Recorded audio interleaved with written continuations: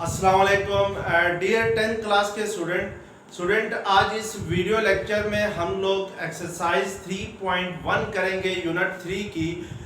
इससे पहले video lecture में स्टूडेंट मैंने आप लोगों को एक्सरसाइज 3.1 का क्वेश्चन नंबर 5 तक करा दिया था।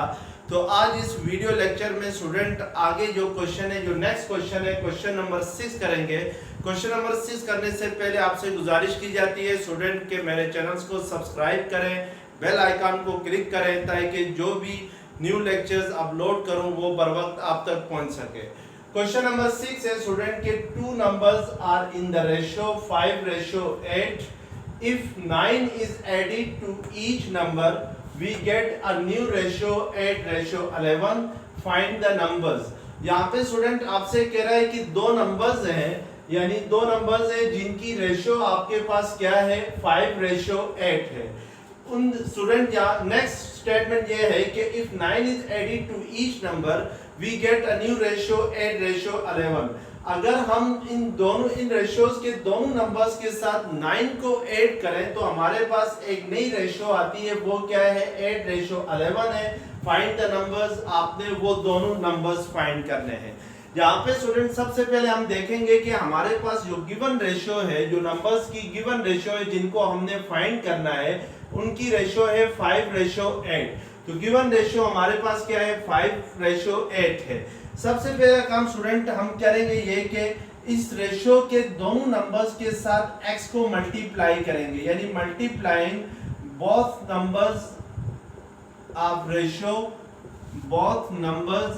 Ratio with x। जो गिवन रेशियो है स्टूडेंट उसके दोनों नंबर्स के साथ हमने किससे मल्टीप्लाई किया है, x के साथ मल्टीप्लाई किया है। यानी स्टूडेंट हम 5 को भी x के साथ मल्टीप्लाई करेंगे तो ये 5x होगा, और 8 को भी x के साथ मल्टीप्लाई करेंगे तो ये क्या होगा, 8x होगा। तो हमारे पास जो न्यू रेशियो आएगी वो क्या आएगी, 5x:8x आएगी। ये याद रखें कि स्टूडेंट जब भी हम लोग किसी रेशियो के दोनों नंबर्स के साथ सेम नंबर को मल्टीप्लाई करते हैं तो उससे रेशियो चेंज नहीं होती है। जैसे फॉर एग्जांपल आपके सामने मैं एक रेशियो लिखता हूं 7:9 लिखता हूं। अब स्टूडेंट ये इस 7:9 के साथ अगर मैं सेम नंबर मल्टीप्लाई करूं तो इससे ये रेशियो चेंज नहीं होती है। याद रखें रेशियो हमेशा सिंपलेस्ट फॉर्म में लिखी जाती है, यानी 7 और 9 में कोई कॉमन फैक्टर नहीं होना चाहिए। लेट्स सपोज अगर मैं इस 7 को 3 से मल्टीप्लाई करता हूं और 9 को भी 3 के साथ मल्टीप्लाई करता हूं तो मेरे पास जो न्यू रेशियो बनेगी वो 21:3 9 क्या होता है, 27 बनेगी। अब स्टूडेंट अगर मैं इस 21:27 को सिंपलेस्ट फॉर्म में लिखना चाहूं तो वो क्या होगी, 3 7 21, 3 9 27 होगी। क्योंकि दोनों में कॉमन फैक्टर 3 है तो हम 3 से दोनों को क्या करेंगे, डिवाइड करेंगे। तो हमारे पास सिंपलेस्ट फॉर्म क्या आएगी, 21:27 की 7:9 ही आएगी, जो कि आपके पास ओरिजिनल रेशियो थी। तो इट मींस कि जब भी आप रेशियो के दोनों एलिमेंट्स को, किसी भी रेशियो के दोनों एलिमेंट्स को सेम नंबर से मल्टीप्लाई करते हैं तो उससे रेशियो चेंज नहीं होती है।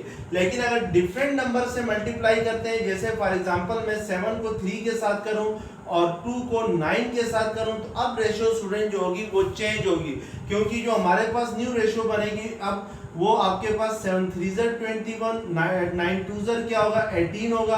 अब अगर मैं इसकी सिंपलेस्ट फॉर्म लिखूं तो ये नहीं बनेगी स्टूडेंट, 7:9 नहीं बनेगी। तो इसलिए जब भी हम किसी रेशियो को सेम नंबर के साथ मल्टीप्लाई करते हैं तो उससे रेशियो चेंज नहीं होती है। तो यहाँ पे स्टूडेंट मैंने 5:8 को भी x के साथ मल्टीप्लाई किया है, 8 को भी x के साथ मल्टीप्लाई किया है। इट मींस कि ये जो 5:8 है ये चेंज नहीं होगी, ये यही रहेगी, क्योंकि इसकी सिंपलेस्ट फॉर्म 5:8 होगी। अब स्टूडेंट बाय गिवन कंडीशन, अब गिवन कंडीशन आपके पास क्या है कि if 9 is added to each number we get a new ratio 8:11। Student अगर हम इस 5x और 8x में 9 को ऐड करें तो हमारे पास एक नई रेशियो आती है, 8:11 होती है। यानी बाय गिवन कंडीशन हम कह सकते हैं, बाय गिवन कंडीशन यानी जो गिवन कंडीशन है उसके मुताबिक अगर मैं इस रेशियो के दोनों एलिमेंट्स के साथ 9 को ऐड करूं, यानी 5x के साथ भी 9 को ऐड करूं और 8x के साथ भी 9 को ऐड करूं, तो मेरे पास एक नई रेशियो आएगी। वो क्या होगी? 8:11 होगी। तो ये जो स्टेटमेंट है उसके मुताबिक हमने क्या किया है, इसको राइट किया है स्टूडेंट। अब स्टूडेंट हमने यहाँ पर x की वैल्यू फाइंड करनी है कि x की वैल्यू क्या होगी। जैसा कि पहले वीडियो लेक्चर में मैंने बताया था स्टूडेंट कि आप a/b को क्या लिखते हैं, a/b लिखते हैं।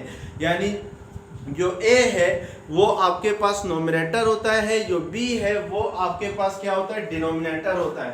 अब स्टूडेंट यहाँ पे जो लेफ्ट हैंड साइड पे रेशियो है 5x + 9 रेशियो 8x + 9, इसको हम लिख सकते हैं 5x + 9 डिवाइडेड बाय 8x + 9 लिख सकते हैं। और राइट हैंड साइड पे जो रेशियो है 8:11 को आप लिख सकते हैं 8 डिवाइडेड बाय 11 लिख सकते हैं।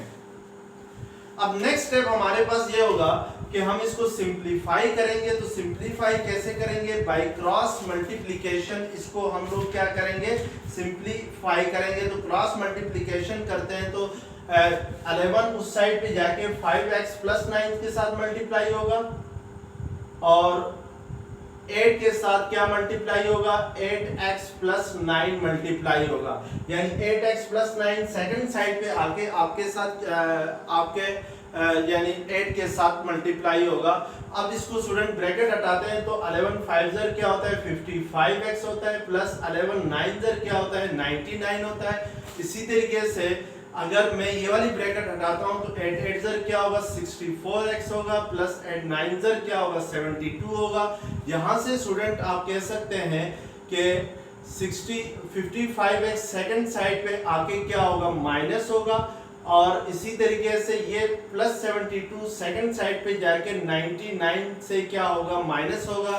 तो इट मींस कि आपके पास जो न्यू इक्वेशन बनेगी वो बनेगी 99 - 72 = 64x माइनस क्या बनेगी आपके पास 64x - 55x बनेगी।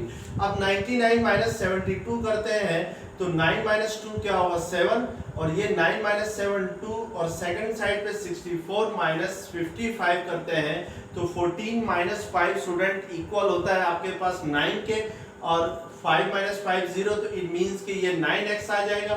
यहाँ से स्टूडेंट 9x किसके इक्वल होगा, 27 के इक्वल होगा। तो x किसके इक्वल होगा, 27/9 के इक्वल होगा। तो x फिर किसके इक्वल आ जाएगा, 27/9 इक्वल होता है 3 के इक्वल होता है, 3 9 27x होता है। अब स्टूडेंट आपने वो दो नंबर फाइंड करने थे जिनकी रेशियो जो है कि 5:8 हो, और वो दो नंबर कौन से स्टूडेंट, वो फर्स्ट नंबर है आपके पास 5x है, सेकंड नंबर आपके पास 8x है। तो इट मींस कि x की वैल्यू हमारे पास क्या आ गई, 3 आ गई। तो हम कह सकते हैं जो रिक्वायर्ड नंबर है, रिक्वायर्ड नंबर में फर्स्ट नंबर जो होगा वो आपके पास होगा, फर्स्ट नंबर इक्वल टू होगा 3x के। फर्स्ट नंबर किसके इक्वल होगा, 3x के इक्वल होगा। तो ये 3 इंटू आपके पास x किसके इक्वल आ गया, 3 के इक्वल आ गया। तो इट मींस कि फर्स्ट नंबर आपके पास क्या होगा, 9 होगा। और सेकंड नंबर स्टूडेंट आपके पास है 3x नहीं है, 5x है। ये फर्स्ट नंबर आपके पास क्या है स्टूडेंट, 5x है। तो ये 5 3 क्या होता है, 15 होता है। तो इट मींस कि फर्स्ट नंबर आपके पास 15 होगा, और जो सेकंड नंबर होगा स्टूडेंट वो क्या होगा आपके पास, वो आपके पास होगा 8x होगा। तो x की जगह हम क्या पुट करेंगे, 3 पुट करेंगे। तो 8 3 क्या होता है, 24 होता है। इट मींस कि 15 और 24 वो दो रिक्वायर्ड नंबर हैं स्टूडेंट जिनकी रेशियो क्या होती है, 5:8 होती है। यानी आप चेक भी कर सकते हैं, 15:24 करें तो आप इसको सिंपलेस्ट फॉर्म में अगर लिखते हैं तो ये क्या होती है आपके पास, 3 5 15, 3 एट द 24 होता है, तो इट मीन्स कि इसकी सिंपलेस्ट फॉर्म आपके पास 5:8 होती है और 15:24 वो दो नंबर्स हैं जिनकी में अगर आप 9 ऐड करें, यानी 15 में भी 9 ऐड करें, 24 में भी 9 ऐड करें, तो आपके पास एक नई रेशो बनेगी। वो क्या बनेगी? 8:11 बनेगी। तो इस तरीके से हम ये दो रिक्वायर्ड नंबर क्या करते हैं? फाइंड। नेक्स्ट क्वेश्चन स्टूडेंट आपके पास है क्वेश्चन नंबर 8 है, find cost of 8 kg mango if 5 kg mangoes cost ₹250। यहाँ पे स्टूडेंट आपसे कह रहा है कि आपने क्या करना है कि 8 kg मैंगोज की कॉस्ट यानी कीमत फाइंड करनी है। अगर 5 kg मैंगोज की जो कॉस्ट है वो क्या हो? ₹250 हो, तो आप 8 kg मैंगोज की कॉस्ट क्या होगी ये बताना है। तो सबसे पहले स्टूडेंट हम यहाँ पे लेट करते हैं, let cost of 8 kg mango, जिसको हमने फाइंड करना है स्टूडेंट 8 kg मैंगोज की कॉस्ट, वो हम लेट कर लेते हैं, उसकी कॉस्ट को x रुपीस लेट करते हैं और इस x को हम फाइंड करते हैं। अब स्टूडेंट हमने रेशियो बनानी है बिटवीन मैंगो एंड कॉस्ट। यहाँ पे मैं सबसे पहले स्टूडेंट कॉस्ट लिखता हूं, cost ratio mango is equal to cost ratio mango लिखता हूं।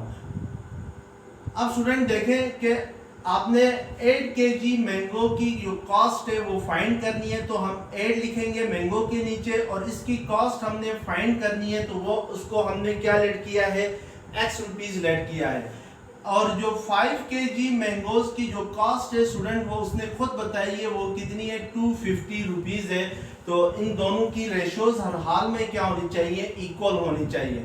अब x रेशियो 8 को आप क्या लिख सकते हैं? x डिवाइडेड बाई 8 लिख सकते हैं, और 250 रेशियो 5 को आप क्या लिख सकते हैं? 250 डिवाइडेड बाई 5 लिख सकते हैं, बिकॉज a रेशियो b को आप क्या लिखते हो? a डिवाइडेड बाई b लिखते हो। अब स्टूडेंट यहाँ पे 8 जो है x के साथ डिवाइड हो रहा है, तो सेकंड साइड पे जाके क्या होगा? मल्टीप्लाई होगा, और 5 नीचे डिनोमिनेटर में है सेकंड साइड पे। अब कटिंग करेंगे तो 5 5 25 0 आ जाएगा, तो इट मींस कि x इज इक्वल टू आएगा 8 0 0 8 5 40। तो इट मींस कि जो 8 kg मैंगोज हैं उनकी जो कीमत होगी वो आपके पास क्या होगी? वो आपके पास होगी 400 रुपीज होगी। यानी रेशियोज के जरिए हमने क्या किया? 8 kg मैंगोज की कीमत क्या कर ली? फाइंड कर ली। इस तरीके से हम क्वेश्चन। नेक्स्ट क्वेश्चन है स्टूडेंट क्वेश्चन नंबर 9 है इसी एक्सरसाइज का, if a ratio b is equal to 7:6 find value of 3a plus 5b ratio 7b minus 5a। यहाँ पे स्टूडेंट आपके पास a रेशियो b की वैल्यू गिवन है। a रेशियो b किसके इक्वल है? a रेशियो b इक्वल है 7:6 के, और आपने फाइंड करना है स्टूडेंट के 3a plus 5b ratio 7b minus 5a किसके इक्वल होगा? तो हम सबसे पहली बात है स्टूडेंट जो a रेशियो b इक्वल है 7:6 को, अगर हम इसको फ्रैक्शन फॉर्म में लिखते हैं तो a रेशियो b को क्या लिखेंगे? a डिवाइडेड बाई b लिखेंगे, और 7:6 को क्या लिखेंगे? 7 डिवाइडेड बाई 6 लिखेंगे। और जो सेकंड रेशियो जिसकी वैल्यू हमने फाइंड करनी है student 3a plus 5b ratio 7b minus 5a है, अगर हम इसको फ्रैक्शनल फॉर्म में लिखते हैं तो 3a plus 5b ratio 7b minus 5a को हम लिख सकते हैं 3a plus 5b divided by 7b minus 5a लिख सकते हैं। अब याद रखें स्टूडेंट कि हमने इस a रेशियो b जो कि हमें गिवन है 7:6, इसके जरिए हमने इसकी वैल्यू फाइंड करनी है। तो इट मीन्स के हमने a डिवाइडेड बाई b के जरिए यानी a डिवाइडेड बाई b को यूज करते हुए इसकी वैल्यू फाइंड करनी है। तो इसके लिए हम स्टूडेंट नोमिनेटर में एक ऐसी एक्सप्रेशन लेके आएंगे जो a डिवाइडेड बाई b की फॉर्म में हो। तो उसके लिए हम क्या करेंगे कि ये जो 3a plus 5b divided by 7b minus 5a है, इसके नोमिनेटर और डिनोमिनेटर दोनों को b से डिवाइड करेंगे। यानी मैं कह सकता हूं कि divide by b from nominator and denominator, यानी नोमिनेटर और डिनोमिनेटर दोनों को आपने क्या करना है, b से डिवाइड करना है। तो आपके पास स्टूडेंट नोमिनेटर में है 3a plus 5b divided by b होगा और डिनोमिनेटर में भी 7b माइनस 5a होगा। तो इसको भी हम क्या करेंगे, b से डिवाइड करेंगे। इससे कोई फर्क नहीं पड़ता स्टूडेंट, ये b और ये b कैंसिल होके फिर अगेन यही चीज रह जाती है। तो लेफ्ट हैंड साइड होगी जो यही चीज होगी स्टूडेंट, इसको मैं यहाँ पर एज इट इज लिखूंगा। अब स्टूडेंट ये जो आपके पास 3a plus 5b divided by b है, इसको आप लिख सकते हैं 3a divided by b plus 5b divided by b लिख सकते हैं। और डिनोमिनेटर में 7b minus 5a divided by b को सेपरेटली आप 7b divided by b minus 5a divided by b भी लिख सकते हैं। अब नोमिनेटर में देखें स्टूडेंट, नोमिनेटर के अंदर ये b और ये b क्या हो जाएंगे, आपके पास कैंसिल हो जाएंगे। डिनोमिनेटर में ये b और ये b कैंसिल हो जाएंगे। तो आपके पास जो रिमेनिंग टर्म्स होंगी वो होगी 3 इंटू a और b। इसको 3a डिवाइडेड बाई b को आप इस फॉर्म में भी लिख सकते हैं, प्लस 5 हो जाएगा। और यहाँ पे डिनोमिनेटर में b और b कैंसिल हो जाएंगे तो 7 रह जाएगा, minus 5a divided by b को 5 इंटू a और b भी लिखा जा सकता है। अब स्टूडेंट हमें पता है कि जो a और b की वैल्यू है वो किसके इक्वल है, वो 7/6 के इक्वल है। तो हम इस a और b की जगह 7/6 को पुट कर सकते हैं, तो प्लस 5 एज इट इज आ जाएगा और डिनोमिनेटर में 7 एज इट इज आ जाएगा, माइनस 5 इंटू a और b है। तो इस a और b की जगह आप क्या रख सकते हैं, 7/6 रख सकते हैं। अब नोमिनेटर में स्टूडेंट ये जो 3 है इस 7 के साथ मल्टीप्लाई होता है, तो आपके पास क्या आएगा, 21/6 आ जाएगा प्लस 5। और डिनोमिनेटर में 7 माइनस ये 5 जब इस 7 के साथ मल्टीप्लाई होगा तो 5 7 35 होगा, डिवाइडेड बाई क्या आ जाएगा, 6 आ जाएगा। अब नोमिनेटर में 6 एलसीएम लेते हैं हम लोग, तो 21 प्लस ये 6 इस 5 के साथ मल्टीप्लाई होगा तो 6 5 30। और डिनोमिनेटर में भी 6 को एलसीएम लेंगे तो 6 किसके साथ मल्टीप्लाई होगा, 7 के साथ। तो 6 7 42 होगा, माइनस 35 होगा। ये 6 और ये 6 स्टूडेंट क्या हो जाएंगे, कैंसल। तो नोमिनेटर में आपके पास होगा 21 प्लस 30 तो दैट इज 51 होगा। और डिनोमिनेटर में आपने 42 माइनस 35 करना है, तो 12 माइनस 5 क्या होता है, 7। और 3 माइनस 3 0 होगा, तो इट मींस कि ये 51/7 के इक्वल आएगा। तो इसको स्टूडेंट ये यहाँ पे लेफ्ट हैंड साइड पे कौन सी टर्म थी, लेफ्ट हैंड साइड पे आपके पास एक्सप्रेशन थी 3a plus 5b ratio 7b minus 5a थी। तो इट मींस कि ये 3a plus 5b ratio 7b minus 5a किसके इक्वल आ गया, 51 डिवाइडेड बाई 7 के इक्वल आ गया।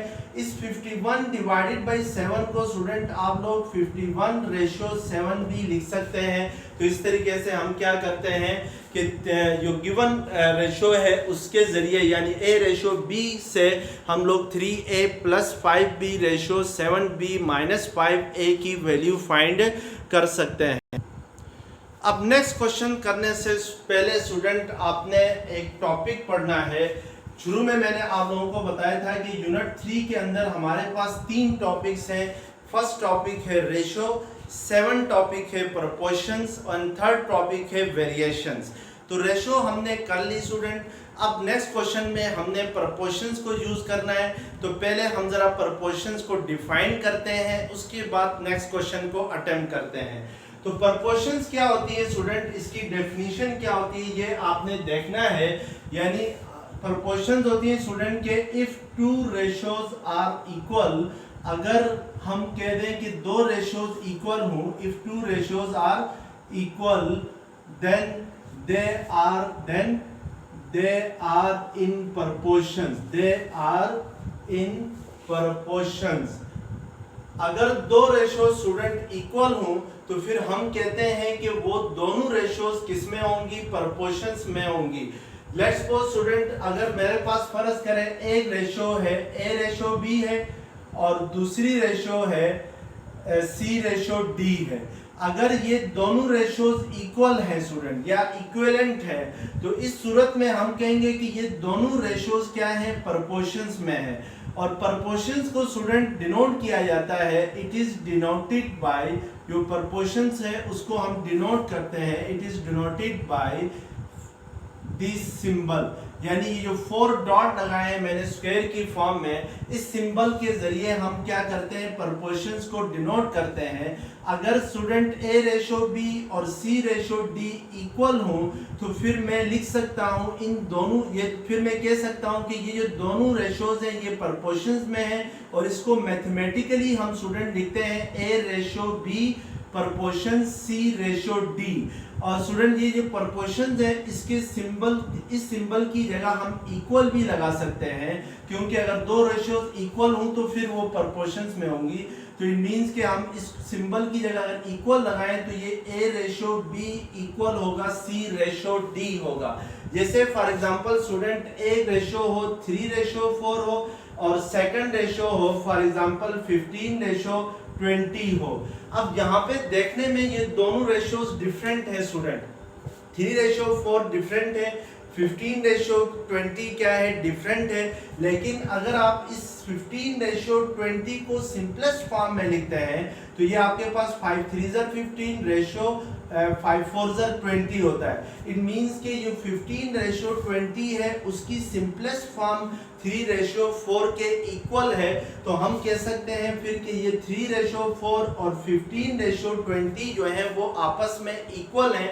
तो इट मींस कि हम लिख सकते हैं कि 3:4 इज प्रोपोर्शंस टू 15 क्या होगा, 20 होगा। क्यों प्रोपोर्शंस में होंगी, क्योंकि ये जो 15:20 है इसकी सिंपलेस्ट फॉर्म 3:4 है। इट मींस कि 15:20 और 3:4 आपस में क्या है स्टूडेंट, इक्वल है।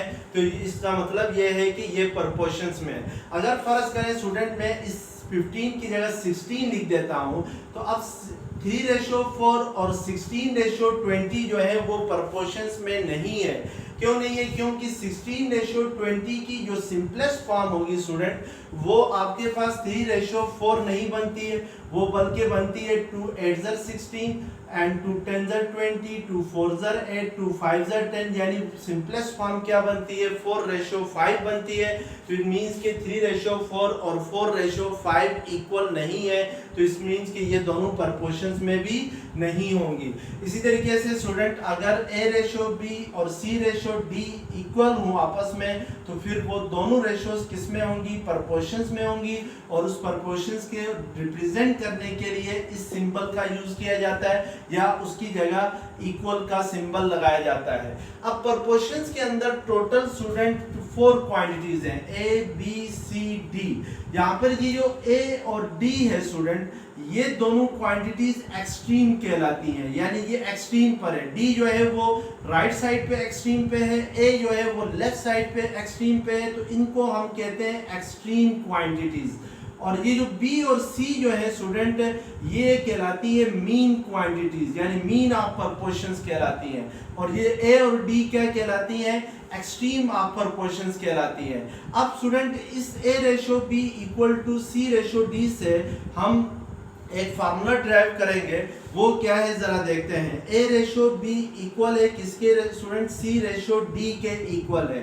A:B को आप A/B लिख सकते हैं, C:D को आप क्या लिख सकते हैं, C/D लिख सकते हैं, क्योंकि रेशियोज को फ्रैक्शन फॉर्म में हम क्या लिखते हैं, A:B को A और B, तो फिर C:D को क्या लिखेंगे, फ्रैक्शनल फॉर्म में C:D लिखेंगे। अब स्टूडेंट ये जो A/B इक्वल आ गया है आपके पास C/D के, तो अगर आप क्रॉस मल्टीप्लिकेशन करेंगे तो B सेकंड साइड पे जाके C से मल्टीप्लाई होगा, D इधर आके A से मल्टीप्लाई होगा। तो इट मींस के AD इक्वल होगा किसके, बी सी के इक्वल होगा।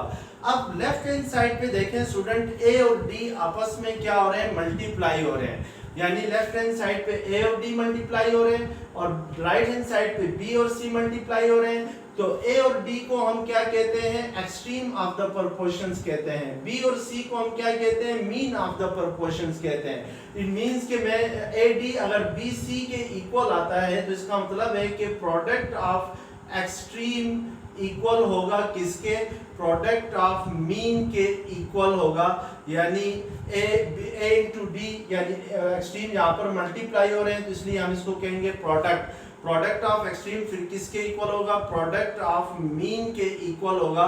तो आप याद रखें स्टूडेंट कि हमेशा रेशियोज में, प्रोपोर्शंस में प्रोडक्ट ऑफ एक्सट्रीम इक्वल होता है किसके, प्रोडक्ट ऑफ मीन के इक्वल होता है। तो ये आपके पास एक फार्मूला। अब स्टूडेंट आपने क्वेश्चन नंबर 11 करना है एक्सरसाइज 3.1 का, find x in the following proportions. नीचे जो प्रोपोर्शंस गिवन है स्टूडेंट, इसमें आपने x की वैल्यू फाइंड करनी है।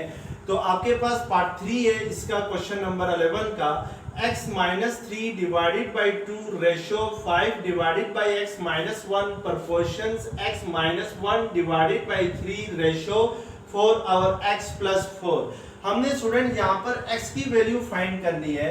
तो हमें पता है कि किसी भी प्रोपोर्शंस के अंदर अगर a रेशो b इक्वल हो c रेशो d, तो फिर हम लिख सकते हैं a को d से मल्टीप्लाई कर सकते हैं, b को c से मल्टीप्लाई करते हैं, यानी प्रोडक्ट ऑफ एक्सट्रीम इक्वल होता है किसके, प्रोडक्ट ऑफ मीन के इक्वल होता है, यानी a और d एक्सट्रीम है, b और c क्या है आपके पास, मीन है। तो यहाँ पे स्टूडेंट एक्सट्रीम है आपके पास x माइनस 3 बाई 2 है और राइट हैंड साइड पे एक्सट्रीम है 4 डिवाइडेड बाई x प्लस 4 है। तो इट मीन्स के प्रोडक्ट ऑफ एक्सट्रीम इक्वल होता है प्रोडक्ट ऑफ मीन के। तो फिर हम लिख सकते हैं x minus 3 by 2 into 4 divided by x plus 4 लिख सकते हैं, यानी एक्सट्रीम्स को आपस में मल्टीप्लाई करेंगे और ये इक्वल होगा किसके, प्रोडक्ट ऑफ मीन के। तो मीन पे यानी b और c की जगह क्या क्या है स्टूडेंट, 5 और x माइनस 1 है और x माइनस 1 और 3 है। तो ये दोनों फिर आपस में क्या होंगे, इक्वल होंगे, क्योंकि प्रोपोर्शंस में हमेशा प्रोडक्ट ऑफ एक्सट्रीम किसके इक्वल होता है, प्रोडक्ट ऑफ मीन के इक्वल होता है। अब इसको सिंप्लीफाई करेंगे तो ये 2 2 4x होगा। तो नोमिनेटर में स्टूडेंट आपके पास 2 into x minus 3 divided by x plus 4 रह जाएगा और राइट हैंड साइड पे स्टूडेंट ये x माइनस 1 से कैंसिल हो जाएगा, तो क्या रह जाएगा, 5/3 रह जाएगा।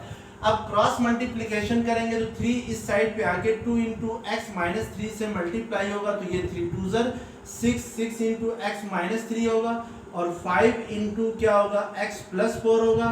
अब ब्रैकेट रिमूव करेंगे तो 6x माइनस 6 3 18 होगा और राइट हैंड साइड पे 5x प्लस 5 4 किसके इक्वल आ जाएगा, 20 के इक्वल आ जाएगा।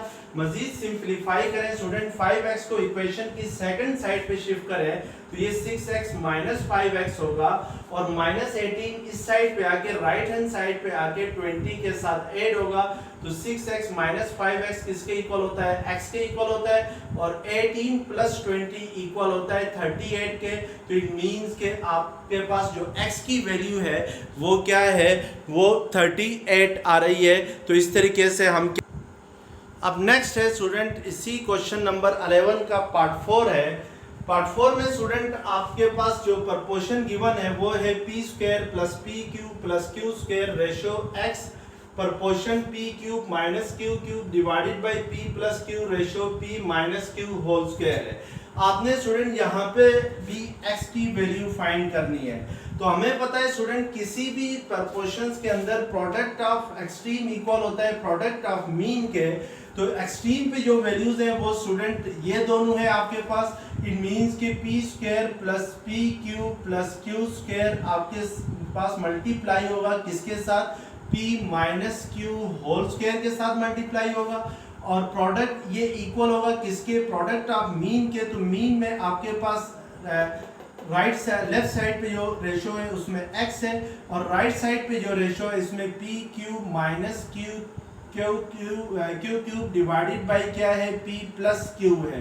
तो स्टूडेंट आपने ये फार्मूला यूज किया कि प्रोडक्ट ऑफ एक्सट्रीम हमेशा किसके इक्वल होता है, प्रोडक्ट ऑफ मीन के इक्वल होता है। अब यहाँ से स्टूडेंट हमें क्योंकि x की वैल्यू फाइंड करनी है, तो x की वैल्यू फाइंड करने के लिए हम x को इसी साइड पे रहने देते हैं और ये जो बाकी वैल्यूज है इनको सेकंड साइड पे यानी लेफ्ट हैंड साइड पे शिफ्ट करते हैं। ये जो student p cube minus q cube जो है ये इस साइड पे आके आपके पास डिवाइड होगा और p plus Q second side पे आके क्या होगा, मल्टीप्लाई होगा और राइट हैंड साइड पे सिर्फ और सिर्फ क्या रह जाएगा, x रह जाएगा। x को राइट हैंड साइड पे लिखें या लेफ्ट हैंड साइड पे लिखें इससे कोई फर्क नहीं पड़ता है।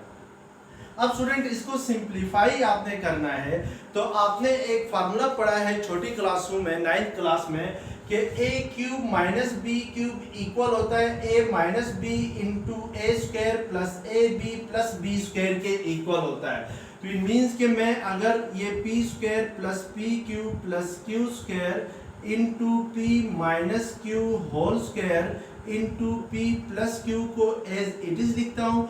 डिनोमिनेटर में जो एक्सप्रेशन है student p cube minus q cube में आपने ये फार्मूला यूज करना है। तो फार्मूले में जो a है उसकी जगह यहाँ पे p है और b की जगह q है तो हम इसको बाय फार्मूला लिख सकते हैं p minus q into P square plus P Q plus q square लिख सकते हैं और राइट हैंड साइड पे आपके पास क्या रह जाएगा, x रह जाएगा। अब स्टूडेंट आप जरा गौर से देखें तो ये एक्सप्रेशन और ये एक्सप्रेशन सेम है तो ये कैंसल आउट होंगी और नॉमिनेटर में p minus q whole square है, डिनोमिनेटर में p माइनस क्यू है तो इट मींस कि ये स्क्वायर और ये p माइनस क्यू कैंसल हो जाएंगे। तो आपके पास नॉमिनेटर में क्या रह जाएगा, नॉमिनेटर में रह जाएगा p माइनस क्यू रह जाएगा इंटू p प्लस क्यू रह जाएगा और डिनोमिनेटर में क्या रह जाएगा स्टूडेंट 1 रह जाएगा तो उसको लिखने की जरूरत नहीं है। अब नेक्स्ट अगर हम इसको सिंप्लीफाई करते हैं तो p minus q into p plus q किसके इक्वल होता है, p square minus q square के इक्वल होता है। By formula a plus b into a minus b equal होता है a square minus b square के इक्वल होता है। तो इस फार्मूले के जरिए हम इसको क्या लिख सकते हैं, P square minus q square लिख सकते हैं p माइनस क्यू और p प्लस क्यू के प्रोडक्ट को। तो इस तरीके से हम स्टूडेंट क्या करते हैं, x की वैल्यू फाइंड करते हैं। तो क्वेश्चन में आपसे क्या कहा था, find the value of x in the following proportions. तो स्टूडेंट अगर ये वीडियो लेक्चर्स पसंद आ गया है तो चैनल्स को सब्सक्राइब करें। अल्लाह हाफिज, थैंक यू वेरी मच।